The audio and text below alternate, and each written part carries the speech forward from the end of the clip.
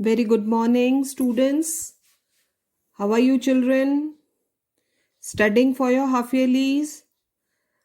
I have already sent you notes of all the chapters up till now we have studied, and this is the last lesson before half yearlies. You have got your course, you have got your notes. Start learning now so that you can be able to perform better in your half yearlies.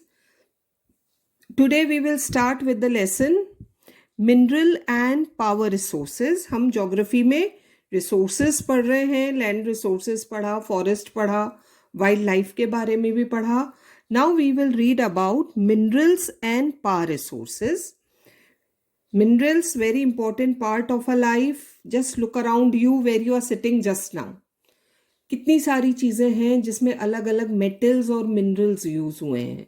So here we are going to study about minerals, importance, कैसे होते हैं, कहाँ मिलते हैं, हाँ, और India में specially कौन कौन से मिनरल्स हैं, that we are going to study here. So let's start the lesson mineral and power resources. Okay. Minerals constitute one of the most valuable natural resource. बहुत इंपॉर्टेंट है and they are natural resource, not man made, nature से मिलते हैं. They include odd materials derived from the earth. कहाँ से मिलते हैं हमें ये? From the earth, inside the earth, by mining. वहाँ से हमें निकालना पड़ता है. Some of the natural resources, for example soil, water, animal wealth, vegetation, they are found on the surface of the earth. ये तो हमें अर्थ के ऊपर मिल जाते हैं, ठीक है, ये भी नेचुरल रिसोर्स है. ये तो मिलते हैं हमें अर्थ के ऊपर से. There are others which lie deep under the surface of the earth in the rocks.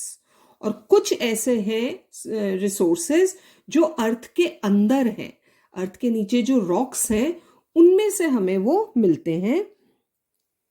These resources which are obtained from the rocks under the ground, they are known as mineral resource. तो अर्थ के अंदर से, deep inside the earth, what we get, they are known as mineral resource. Some minerals may be organic in origin, like coal or petroleum. Inorganic minerals are both metallic and non-metallic. So two types of minerals, organic and inorganic. In the earliest time, ancient times में, बहुत पहले, the only minerals which were used by men were rocks. सिर्फ पत्थर use होते थे. Metallic minerals के बारे में ह्यूमन बीइंग को ज्यादा पता नहीं था. सच एज फ्लिंट्स, छोटे छोटे पत्थर, from which tools and weapons were made during the stone age. तो that was at the time of stone age, the earliest times. However, man, because the most intelligent being on the earth, soon learned the art of smelting metals, पिघलाना. What is smelting metals? उनको पिघलाना. And this allowed them to use copper. सबसे पहले क्या use किया? Copper. तो that was copper age. Then bronze. That was bronze age. And later iron. That was iron age. तो ये अलग अलग metals का यूज start हुआ for their tools. तो सबसे पहले stone tools, then copper, then bronze, and then iron. The importance of the minerals can be judged from the fact. हम इसी बात से समझ सकते हैं कि ये मिनरल्स हमारे लिए कितने इंपॉर्टेंट हैं. That every new phase of human development, whether it's copper, bronze और iron age, is associated with the discovery of an important mineral. ये एजेस चेंज ही ऐसे हुई.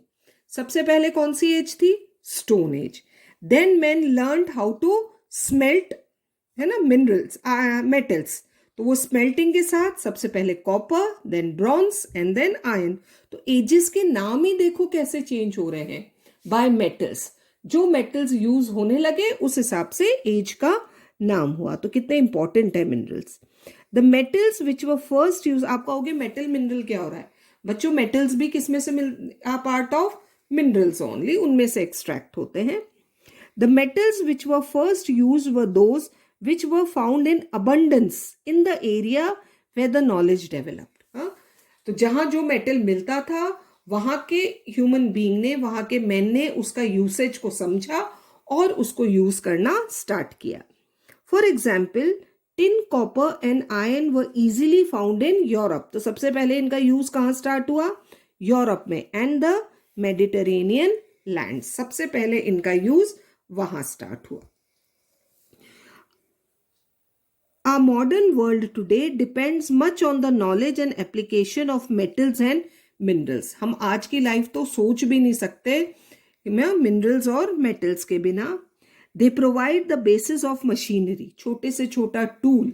अभी भी आप मोबाइल में लेसन सुन रहे हो, ये भी तो मेटल का है. पेन से लिख रहे हो, पेंसिल, सब में मिनरल्स मेटल्स यूज हो रहे हैं. तो हम आज की लाइफ तो इमेजिन ही नहीं कर सकते. They provide the basis of machinery on which modern manufacturing industry depends.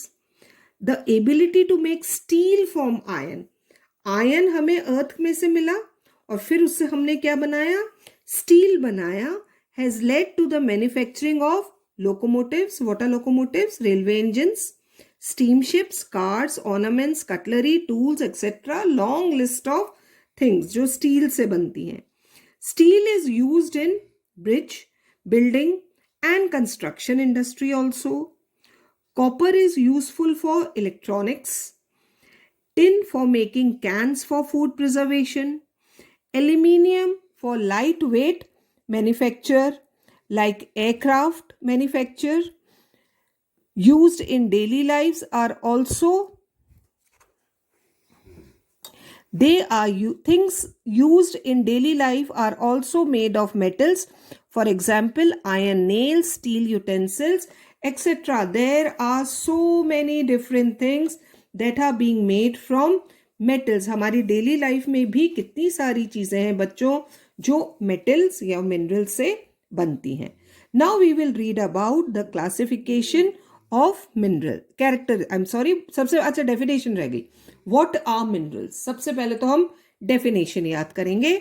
What are minerals? You need to learn the definition. Minerals are natural chemical compounds found in rocks and ores. Ores कहते हैं raw form में, mixture, mixed with impurities. जैसे हम metals, minerals use कर रहे हैं ऐसे earth crust में से नहीं निकलते. वो और फॉर्म में होते हैं, रॉ फॉर्म में होते हैं जिनमें बहुत सारी इम्प्योरिटीज होती है. भी अर्थ में तो सब कुछ है ना. फिर हम उसे एक्सट्रैक्ट करके निकाल के रिफाइंड करते हैं. तो minerals are natural chemical compounds found in rocks and ores. They are form through various geological process. Natural process, earth के अंदर ही वो प्रोसेस होता है जिससे ये मिनरल्स बनते हैं. Taking place in the earth. They are uniform in composition and structure. They are same in structure and composition. कैसे बनते हैं वो सेम होता है. Now characteristics of minerals. क्या क्या होते हैं? Minerals are classified in several ways. Geologists classify minerals according to their chemical compositions. कैसे geologist ने classify किया? According to chemical composition, these minerals are classified. They are minerals which have specific chemical composition. तो अलग अलग होते हैं minerals according to their chemical composition. Some minerals have a crystalline nature. Transparency होती है उसमें. They occur in a solid state as simple substances or natural compounds mixed with other minerals. Some minerals have similar composition, एक सी बनावट होती है and properties, and may consist of one or more than one element. एक mineral में से एक से ज्यादा मेटल निकाला जा सकता है. They are homogeneous, same, and are natural inorganic. क्योंकि इनमें मेटल्स होते हैं तो they are inorganic compounds. Minerals occur in different types of rock. अलग अलग rocks से हमें अलग अलग मिनरल्स मिलते हैं.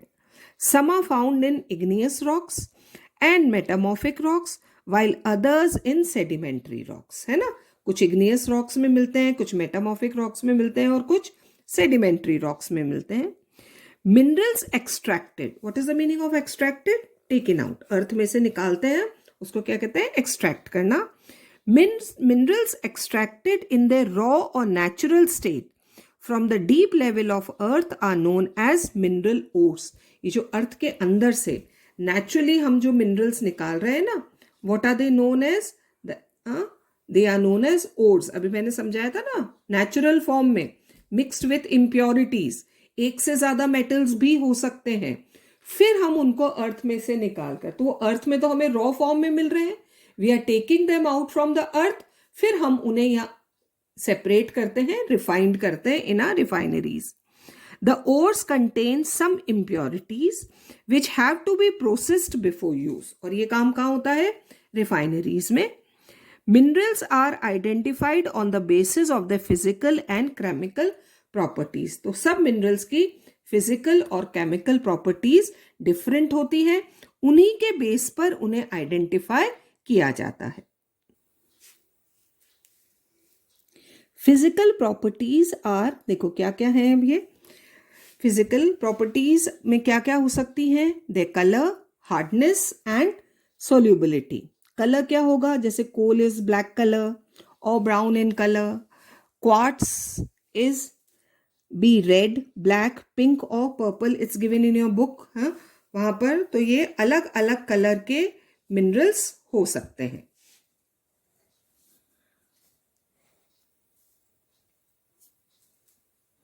Hardness, a mineral may be as hard as a diamond and as soft as a talc. हाथ लगाने से ही बिल्कुल पाउडर हो जाता है, किसी को आप कितना भी तोड़ो बहुत मुश्किल से वो ब्रेकअप होता है.